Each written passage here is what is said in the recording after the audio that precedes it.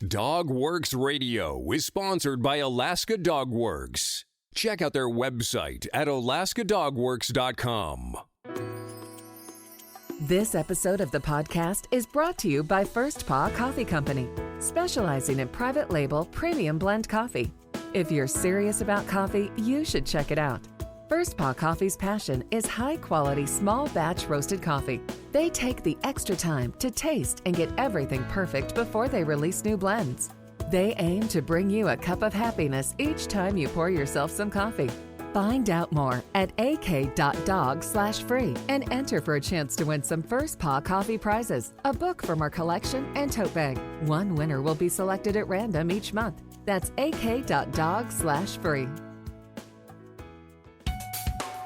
From First Paw Media, sponsored by First Paw Coffee Company, this is the Dog Driver Show. Visit our website at dogworksradio.com. Now here are your hosts, Robert Forto and Kurosh Parto. Hello and welcome everybody. This is Robert and I'm here with KP and we're talking today to Carl Erhart up in the interior of Alaska. KP, how's it going?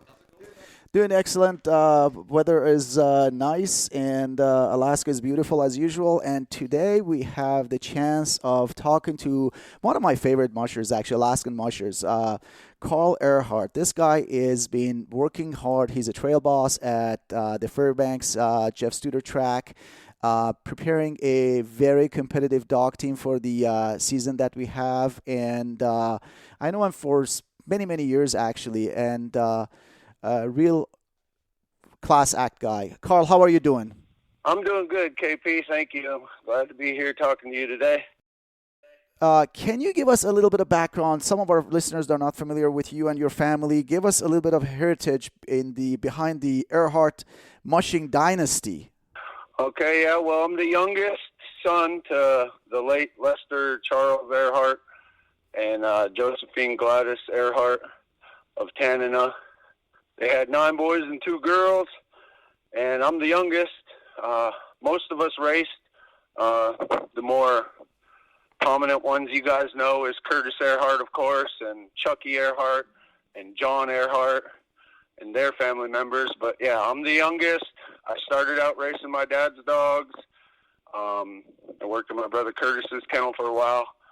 And then I married Jennifer Probert, who's a limited class musher. And her parents come from open class mushing, Nellie Probert and Dale Probert. Nellie is a multi-time women's champion from their day. As I mentioned, you are coming from a sled dog family and from a native sled dog culture, which you have behind you. Do you think being part of the big Erhart family puts more pressure on you to be extremely successful, or is it a benefit? Yeah, I mean, I think it's a benefit because I grew up. I mean, I was lucky. Like I got to grow up in an era when the Rendezvous and the Open North American were broadcast on the television and on the radio, and nowadays kids have their role models and their superstars are NBA players and NFL players, and mine were dog mushers that I watched on TV. And being an Erhart from the Erhart family, I got to rub shoulders with these families, and I learned a lot. I got to learn a lot, just not from my own family, but from mingling with all these other great mushers. Carl, I know you've in the limited class for years. You, Jennifer, both of you guys, you have fast, competitive teams. You put a lot of effort and energy in it, and you have a program right now organized for open racing, if I'm not mistaken. Tell us a little bit more about what you have in mind this season. Oh, yeah. So over the past few years, just mainly focused on limited class for my wife. We've always dreamt, like our biggest dream, both of us, is to run Open North American and Ferrandi. It has always been that from day one. But every year we start, we have a small kennel. We've never owned more than 30 dogs at any given time. And right now this season, all together, retirees, house dogs, everything. We only got 25 dogs. But so every year we start training with the idea that we'll run Ferrandi or Onak, and then every dog musher knows that you don't always, when it comes time to race, you don't always end up with the same number of dogs you started with. So I would always end up with small numbers of dogs, so it was better suited to race limited. And this season, it's just, we have a real good group of dogs. We have 12 that can run together and run the distance, and so that's the plan right now. Things are looking really, really good this season. We have 12, and those 12 are sticking together, and right now the plan is still for one of us to run Open North American. That is awesome. I get shivers when you talk about that kind of stuff, which, having a small kennel, I'm in same boat as Carl, and we understand each other, coming from a limited class with small pool of dogs. It's very tough to get to a level where you can rub shoulders against some of the big names in and bigger kennels in the field. You're also the trail boss at the ADMA, the Jeff Studer track in Fairbanks.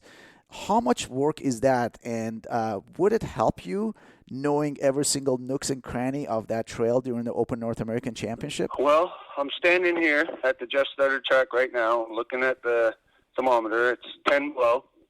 I'm about to go out grooming with our president, Todd Shalak, and I've been doing this for 3 seasons now as the contracted trail groomer. I've always volunteered and always helped. I've always been a part of the club, but man, it's a lot of work. It's between 300 and 400 hours a year, a season, to keep the trail open, because it's not just for me and for dog mushers. It's a multi-use, non-motorized, multi-use recreational trail. So we have a lot of fat bikers, skiers, walkers, runners, snowshoers, you name it, we have it out there, and I got to keep the trail open and safe for them and the dogs. Part of the big reason why I did it was it used to cost this club a lot of money to groom this trail, and the prior contractors who did it, we're talking in the $20,000-$30,000 range. And part of the reason why I did it was to save the club money. And so we've been able to cut that cost by more than half by just doing it with me and the other volunteers, the other dog mushers who help out. And then as far as my team, it gets kind of old training here for the dogs. Like on any given trail, the dogs get bored. So and we've been running here a lot of years. This is the group of dogs that I have is just turning 4 years old. They've raced in Anchorage here. They've trained here. They've numerous runs on this trail. So it's just a game. I mean, yeah, we know how to pace really well. We know every nook and cranny. We know a lot of good information about it, but also we have to play the game of keeping them happy on this trail. And the one thing that I'm real thankful for this season is the dogs, because we haven't really ran past 15 miles much on this trail except for this season, putting on longer runs. Every time we pass a short turn, the dogs pick up speed. So they're very happy and enthusiastic to see new portions of the trail this year, and that has really helped my training.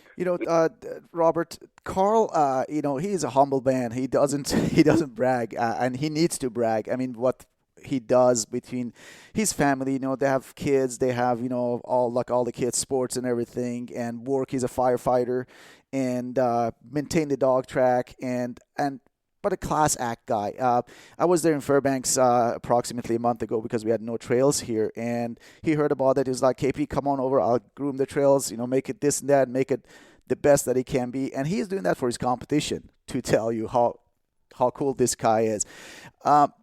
You are from Tanana, right? And tell us a little bit about the village and how everything is there with the sled dogs. Yeah, so I was born and raised in Tanana. There used to be a big hospital in Tanana before there was FMH here in Fairbanks. It was where all the kids especially all the native kids around Alaska would go to be born, was Tanana, Alaska. And it's just a lot, I guess. We have more Alaskan-style dogs to survive outside, and then we feed them and a little bit different than most others, I guess. We use a lot of native food out there in the village, fish, moose meat, and then, yeah, I guess all dog mushers, okay, in the whole world, every dog musher, they want to get a group of dogs, and they want to raise them themselves, and then they want to compete in these races, and they want to have fun, and they want to do well, and they want to do it their way. That's the whole thing of dog mushing is there's no right or wrong way, or you feed this, you do that, and you're going to win. It's just everybody wants to do it their way, and you have to have a relationship with those dogs and have your program down, every little aspect of it down to 100%. Don't leave nothing out. So coming from the Ville, we do it like that. I feed Purina, and I feed animate dry food, and I use animate supplements. But my meat and my fat is all stuff that I gathered throughout the year, more in our subsistence native way. Not saying it's all native food. It's like some people have freezer burnt food, or sometimes there's, an animal dies and we go get it, or there's potlatches or food bank or whatever it is, whatever kind of deal, I get all this food, and I have a grinder, and I make all my own fat and my own protein, and I cook for my dogs every day. So my food and my supplements is my way, and I do it that way. It takes me a lot of work, but it saves me money. And to me, it's just a better food. It's just like a more natural food. I'm just trying to do it my way, and that's a village way. So you want to know about Tanana Village, and that's what I bring from the village to the city. So I live not far from the Dog Mushers Hall, but my main diet for my dogs is fish and rice, just like we do in the village. And Tanana has, Carl, I remember last year we talked about going, both of us there, and race. And a race, of course, is a sprint open class race there. Tell me a little bit about that race. Have you been involved in that race at all as a volunteer or as a competitor? Oh, yeah. So the Tanana Spring Carnival has been around for, I don't even know how many years, but all of my life. And it's a big race toward the end of the season, and I always get a lot of big-name mushers going there. Joey Reddington Jr. and George Atla were some of the first mushers, big names that I remember watching as a little kid. And the reason why I remember that, I was just telling James Wheeler this story the other day, was when those two were they were first and second one year. And when those guys were coming across the river, their 16 dog teams looked like a snow machine. It looked like they were going that fast to me.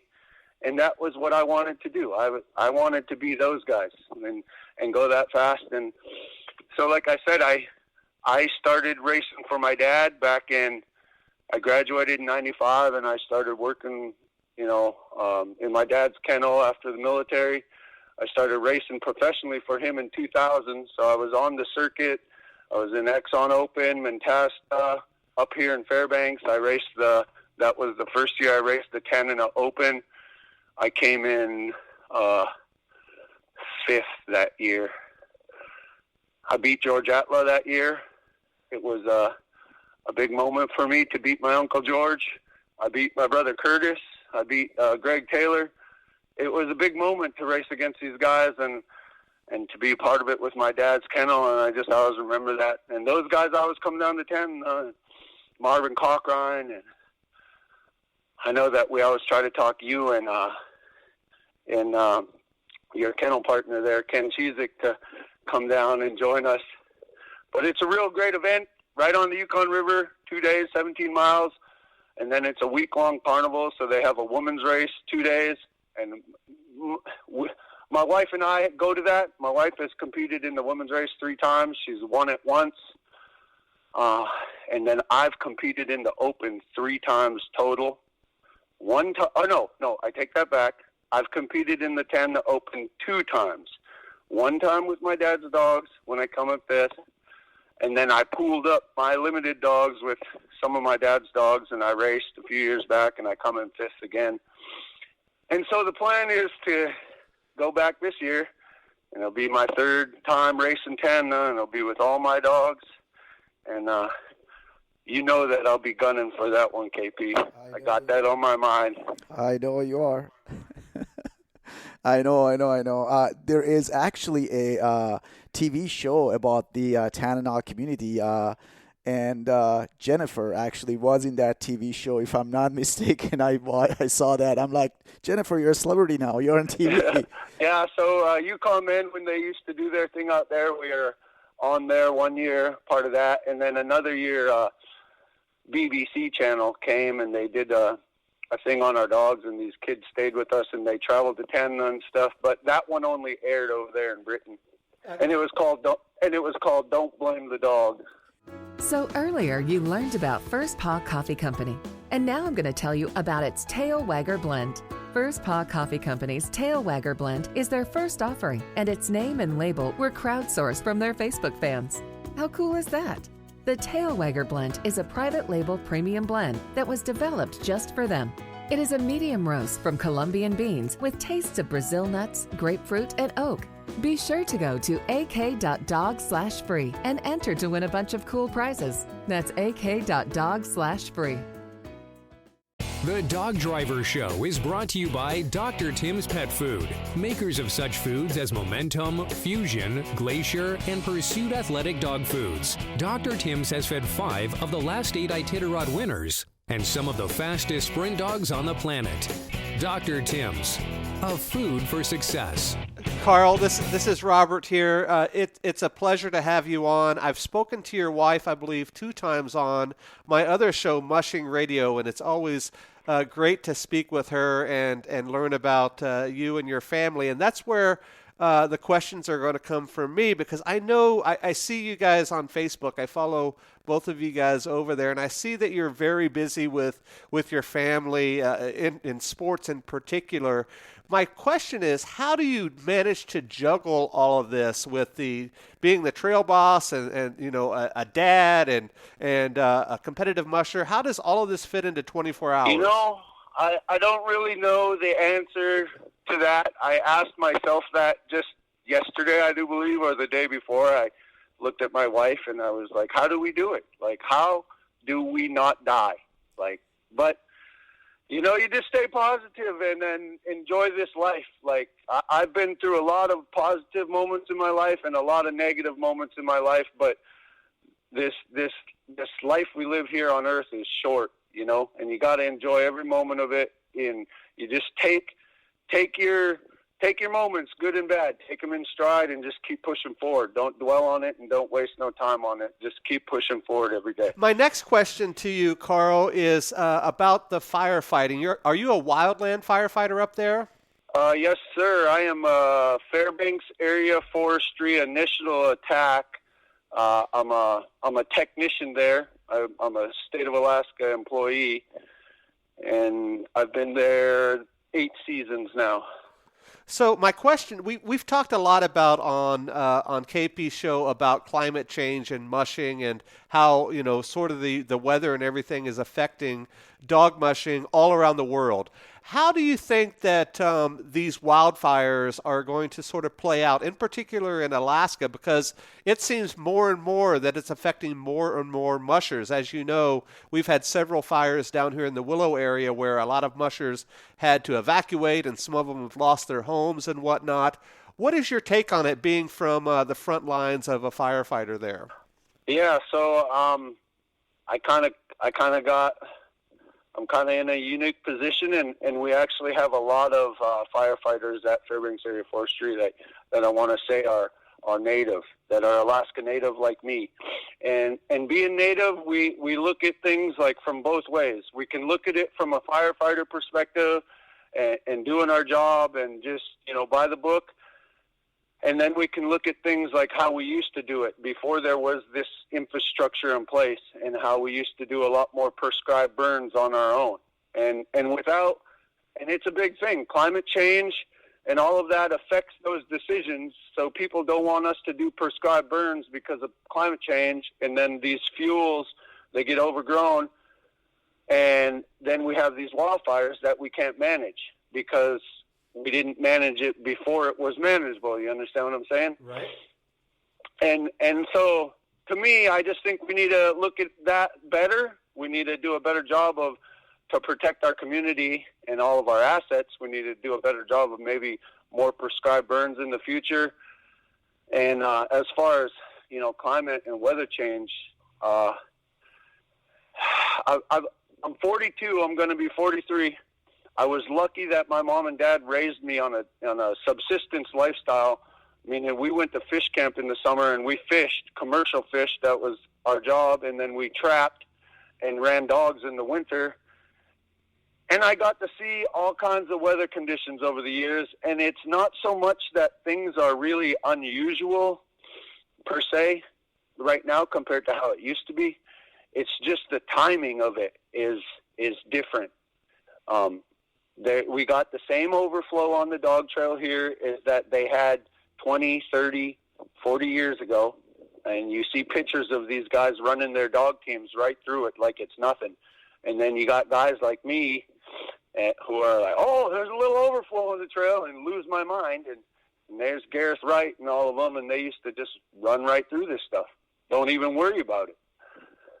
Right. But I guess because of social media and the news, it's just like more people know about it, and more people know stuff, But to me, it hasn't really changed. It's just I always been here. It's just the timing of it all is different. The seasons are on a little different schedule. Great perspective for sure, especially coming from both sides, actually multiple sides, as an Alaskan native, as a dog musher, as a firefighter, all of that. So, Carl, I always ask the same question to all of our guests, and we've had such a multitude of answers, but every one of them are unique, and that is, if somebody came up to you and was getting involved with the sport for the first time, whether they're doing, 1 or 2 dog bike jor, all the way up to, the big races like Rondi or Onak or whatever, what would you tell that person if you could just offer one piece of advice? I would tell them to make sure they do their homework about what they're really getting into, and maybe work for someone before you try to go and get your first dog even. Because it's a lot of work. It's dedication, mostly. Having dogs is a lot harder than raising kids, even. Because eventually kids can start taking care of themselves and start feeding themselves and clothing themselves. But these dogs, they need your attention every day. Whether you want to, whether you're sick or not, they need your full 100% attention every day. Yeah, that's great advice, and again, what a perspective for sure. KP, anything in closing?